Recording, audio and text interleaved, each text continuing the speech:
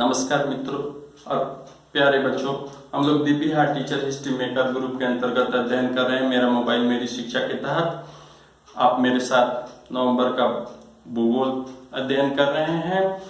तो अभी तक हम लोगों ने इसके अलग अलग वीडियो खंडों का अध्ययन किया। तो 7वां अध्याय का ही जो 5वां भाग है, हमारा पड़ोसी देश पाकिस्तान, इसका हम अध्ययन करेंगे। तो दुनिया के नक्शे पे पाकिस्तान की स्थिति यही है। बंटवारे के बाद भारत से पश्चिमी पाकिस्तान और पूर्वी पाकिस्तान, दो स्थलखंड पाकिस्तान को मिला था।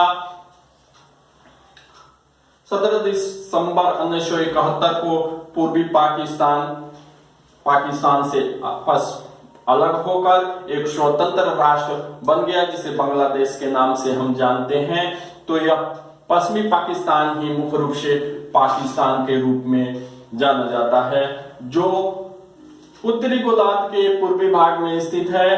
तो यह 23 डिग्री 30 मिनट उत्तरी अक्षांश से लेकर 36 डिग्री 45 मिनट तक उत्तरी अक्षांश, उत्तर से उत्तर, तथा 61 डिग्री पूर्वी देशांतर 61 डिग्री पूर्वी देशांतर से लेकर 76 डिग्री पूर्वी देशांतर तक फैला हुआ है। इसका एरिया जो है वो 8,03,943 वर्ग किलोमीटर है, तथा जनसंख्या 21 करोड़ 22 लाख के आसपास है, तथा यहाँ जनघनत्व 287 व्यक्ति पर वर्ग किलोमीटर निवास करते हैं। तो इस तरह हम देखते हैं पाकिस्तान जो है वह भारत का निकटतम पड़ोसी देश है। यह भारतीय उपमहाद्वीप का यह हमारा अभिन्न अंग रहा है। मीन्स भारत का ही यह भाग स्वतंत्रता प्राप्ति के पूर्व रहा है। भारत, पाकिस्तान और बांग्लादेश भारतीय उपमहाद्वीप के एक मजबूत देश भारत के नाम से पूर्व में जाने जाते थे। तो इस तरह हम देखते हैं कि यहाँ का जो आकार क्या है, यहाँ जो प्रमुख नगरें कैसी हैं, तो यहाँ मुख्य रूप से इस्लाम धर्म बाहुल्य लोग रहते हैं, इस्लाम धर्म के हैं अनुयायी रहते हैं। पाकिस्तान के प्रमुख नगर इस्लामाबाद है, जो उसकी राजधानी है। रावलपिंडी, कराची, लाहौर, हैदराबाद, ये सब इसके अन्य नगर हैं। यहीं से कुछ दूरी पर जो प्रसिद्ध नगर है वह रावलपिंडी है। कराची पाकिस्तान का दूसरा सबसे बड़ा प्रसिद्ध नगर है। लाहौर पाकिस्तान एक बड़ा नगर है। स्थलाकृतियों को हम देखते हैं तो पाकिस्तान की बनावट असम है। असम कहने का मतलब उबड़ खाबड़ है, एक समान नहीं है। तो यहाँ ऊंचे ऊंचे पर्वत है, पठारी भाग है, समतल उपजाऊ मैदान का फैलाव है, तो रेतों से भरा हुआ मरुस्थलीय मैदान भी है। तो इस तरह हम देखते हैं कि यहाँ पर्वत श्रृंखला हिंदकुश सुलेमान कीरत के नाम से प्रसिद्ध है। तख्ते सुलेमान यहाँ की सबसे प्रसिद्ध शिखर चोटी है, जिसकी ऊंचाई 3,770 मीटर है और यह पश्चिमी सीमांत क्षेत्र में पड़ता है। मीन्स इधर अब पर्वत श्रृंखलाओं में बहुत सारे दर्रे हैं, दोआब हैं।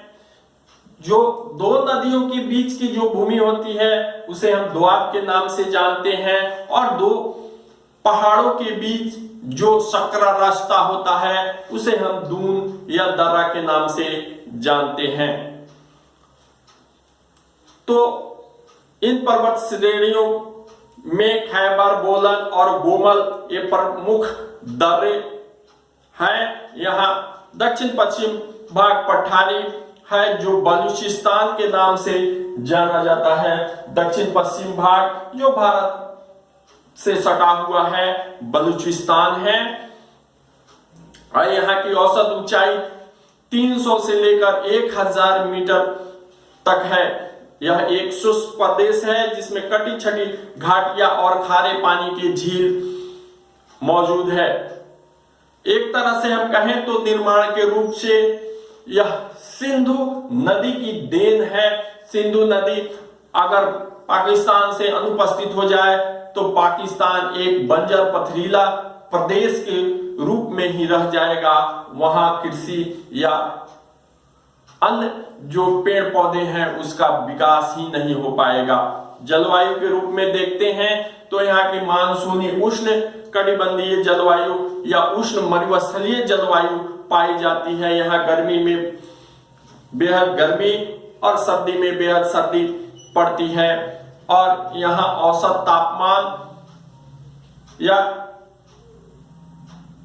ऊंचा ही रहता है। एक तरह से कहें तो जाड़े में तापमान माइनस में चला जाता है, 60 डिग्री के आसपास बना रहता है, तो गर्मियों में यहाँ तापमान 55 डिग्री के आसपास चला जाता है। जैकोबाबाद इसका एक ऐसा नगर है जहां पर अत्यधिक प्रचंड गर्मी पड़ती है, जो दुनिया का सबसे अधिक गर्म स्थलों में इसका नाम आता है। वर्षा यहाँ 35 सेंटीमीटर के आसपास होती है।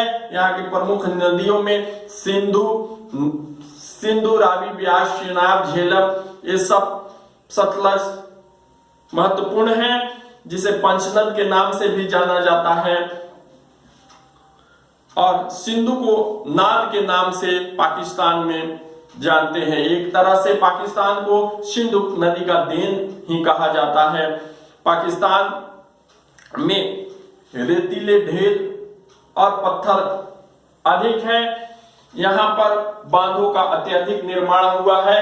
उन बांधों के कारण नहरों का विस्तार हुआ है, जिस प्रमुख बांध है मंगला, सौरवा और इस्लाम बशाक, जिसमें नहरें निकली हुई है। चिनाब, निचली चिनाब, ऊपरी झेलम, निचली झेलम, ऊपरी बड़ी दोआब नहर और सिंधु और उसकी सहायक नदियों द्वारा दोआब का निर्माण होता है।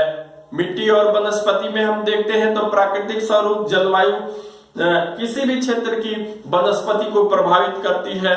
तो यहाँ 3% भूभाग पर ही वन है, 19% भूमि पर कृषि होती है, 72% जनसंख्या, 63% भूभाग 72% जनसंख्या कृषि कार्य में लगी हुई है। 63% भूभाग सिंचित प्रदेश के रूप में है, जो नहरों द्वारा वहां सिंचाई की जाती है। वर्षा की कमी के कारण यहाँ पर वनों का उतना विस्तार नहीं हो पाया है। नदियों के बेसिन में बबूल, कीकर, शीशम, आम इन सारे वृक्षों की प्रधानता रहती है, जबकि अन्य मरुस्थलीय क्षेत्रों में बबूल और कटीली झाड़ियां, हींग, खजूर ये सब मिलते हैं। उद्योग और खनन में देखते हैं तो खनिज पदार्थों की दृष्टि से पाकिस्तान एक गरीब देश है। यहाँ पर उतना विकास नहीं हो पाया है। यहाँ प्राकृतिक गैस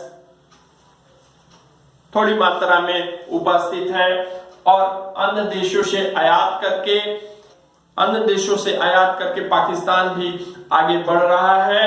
और इसका अपना उद्योग जो जूट, गन्ना और जो हल्के उद्योग हैं वो तेजी से विकसित हो रहे हैं और इस तरह पाकिस्तान भी आगे बढ़ रहा है और अपनी अर्थव्यवस्था को सुदृढ़ कर रहा है। आज इतना ही, मिलते हैं अगले वीडियो में, तब तक के लिए धन्यवाद। घर पर रहें, सुरक्षित रहें, माता पिता की आज्ञा का पालन करें, आसपास में सफाई रखें।